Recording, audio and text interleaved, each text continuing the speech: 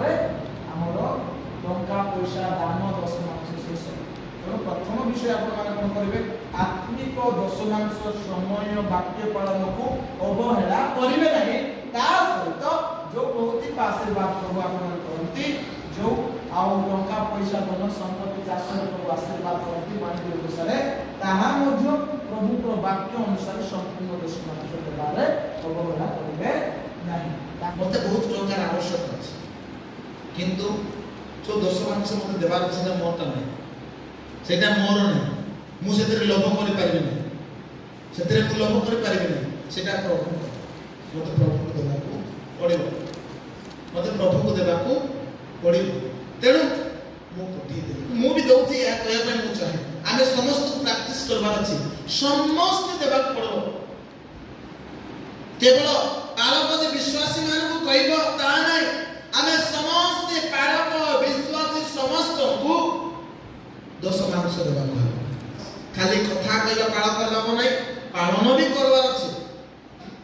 ପ୍ରଭୁ ଆମକୁ ଯାହା କରୁଛନ୍ତି ତହିଁର ଦଶମାଂଶ ପ୍ରଭୁଙ୍କର ଅଧିକାର, ପ୍ରଭୁଙ୍କୁ ଦେବାକୁ ହେବ। ଯେଉଁଥିରେ ପ୍ରଭୁଙ୍କର ସେବା କାର୍ଯ୍ୟ ହେବ, ପ୍ରଭୁ ସେବା କାର୍ଯ୍ୟ ଯେଉଁମାନେ କରନ୍ତି ସେମାନଙ୍କର ଉପକାର ହେବ, ସେଥିପାଇଁ ଆମେ ଦେଇଥାଉ। এই বিষয়ে ଆମକୁ ଜାଣିବାକୁ ପଡ଼ିବ। ଆମକୁ ଅବହେଳା କରିବାକୁ ନାହିଁ, ଦଶମାଂଶ ଦେବାର ଅବହେଳା କରିବାକୁ ନାହିଁ। ଯଦି ଆମେ ପାଇଛୁ ତାହେଲେ ଦେବାର ଅଛି। ଆଉ କେମିତି? ସମ୍ପୂର୍ଣ୍ଣ ଦେବାର ଅଛି, ଅଧା ଖଣ୍ଡିଆ ନାହିଁ। ଯଦି ଆପଣ 5,000 ପାଇଲେ ତାହେଲେ କେତେ ଦେବା ଦରକାର? 500 ଦେବା ଦରକାର। 200 ଟଙ୍କା ଦେଲେ ହେବ ନାହିଁ, ସେଟା ସମ୍ପୂର୍ଣ୍ଣ ହେବ ନାହିଁ। সেটা সম্পূর্ণ দশমাংশ ନାହିଁ। সম্পূর্ণ কেতে? 500। সেটা হচ্ছে সম্পূর্ণ দশমাংশ। ଆଉ କେମିତି ଦେବାର ଅଛି?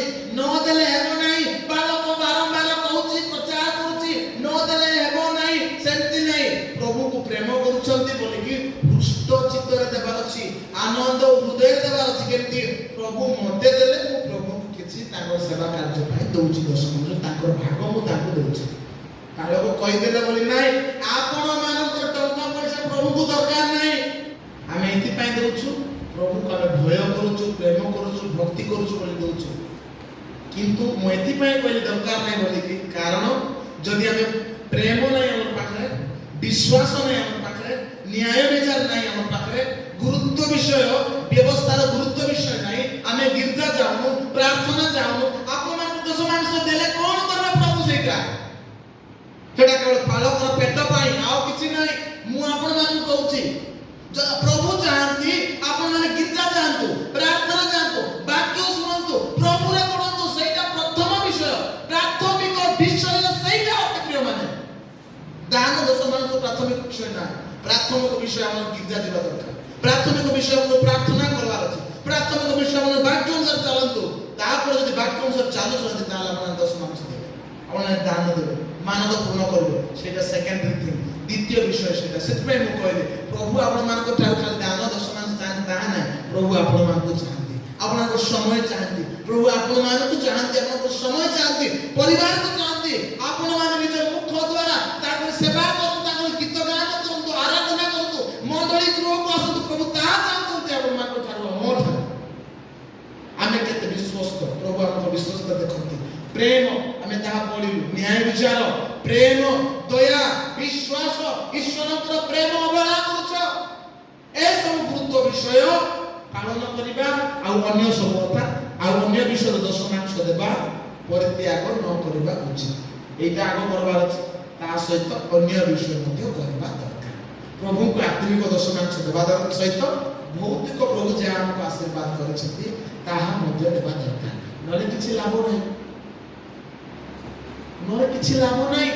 ମୁଁ ଆପଣଙ୍କୁ ବାରମ୍ବାର କହୁଛି, ଆପଣମାନେ ଗିର୍ଜା ଆସନ୍ତୁ, ସେଥିରେ ମୁଁ ବହୁତ ଖୁସି, ବହୁତ ଆନନ୍ଦ। ମୁଁ ଚାହେଁ ଆମ ମଣ୍ଡଳୀ ଲୋକମାନେ ଠିକ ଟାଇମରେ ପ୍ରାର୍ଥନାରେ ଆସନ୍ତୁ। ମୁଁ ଚାହେଁ ମଣ୍ଡଳୀ ଲୋକମାନେ ପ୍ରଭୁଙ୍କୁ ପ୍ରଥମ ସ୍ଥାନ ଦିଅନ୍ତୁ, ପ୍ରାର୍ଥନା କରିବା ଲୋକମାନେ ହୁଅନ୍ତୁ, ବାଇବେଲ ପଢିବା ଲୋକ ହୁଅନ୍ତୁ, ବାକ୍ୟ ପ୍ରଚାର କରିବା ଲୋକମାନେ ହୁଅନ୍ତୁ। ସେଟା ମୁଁ ଚାହେଁ, ସେଟା ମୁଁ ଚାହୁଁଛି। ତେଣୁ ପ୍ରିୟ ପ୍ରଭୁଙ୍କର ଲୋକମାନେ, ତୃତୀୟ ନମ୍ବର କଥା ଯାହା ମୁଁ ଆପଣଙ୍କୁ କହିଲି ତାହା ହେଉଛି ଦଶମାଂଶ। କ'ଣ କମ ଦଶମାଂଶ? ଭୌତିକ ଦଶମାଂଶ ଆଉ ଆତ୍ମିକ ଦଶମାଂଶ। ଅବହେଳା କରିବା। ପ୍ରଥମ ବିଷୟ, ପ୍ରଭୁ ଆମମାନଙ୍କ ଜୀବନଠାରୁ ଚାହାନ୍ତି ଆତ୍ମିକ ଦଶମାଂଶ, ପ୍ରଭୁଙ୍କୁ ସମୟ ଦେବା। प्रभुर वाक्य पालन करवा आमर जीवन रे प्रेम आमर जीवन रे भय भक्ति आनंद शांति सहिष्णुता ए सब आमर जीवन रे आत्मिक फल रे प्रिय प्रभुर लोक माने आप मान कोन करबा पड़िबो प्रभुर वाक्य पालन करबा प्रभुर वाक्य प्रभु हमको कहउछन्ती जे आमानकु व्यवस्थार गुरुत्व विषय वाक्यर गुरुत्व विषय पालन करबा पड़िबो प्रेम ईश्वर प्रेम तापर विश्वास न्याय विचार और कोन दया एई सब हमर जीवन में पालन करबा सहित आ अन्य विषय को कोन देखा करबा नै अन्य विषय को मध्ये अवहेला करबा नै जो भौतिक विषय प्रभु आशीर्वाद करती जहाँ सब प्रभु हमको वाणिज्य व्यवसाय काम दाम चाष आशीर्वाद करती ताकू मध्य हमको प्रभु को देबा को पड़िबो किंतु हमें प्रभु को मानु नथिबा प्रभु के पथरे चालू नथिबा प्रभु से दशमांश ग्रहण करबे नै मु एथि पय कुमे प्रभु आग व्यक्ति को ग्रहण करती तापर ताकर दान को ग्रहण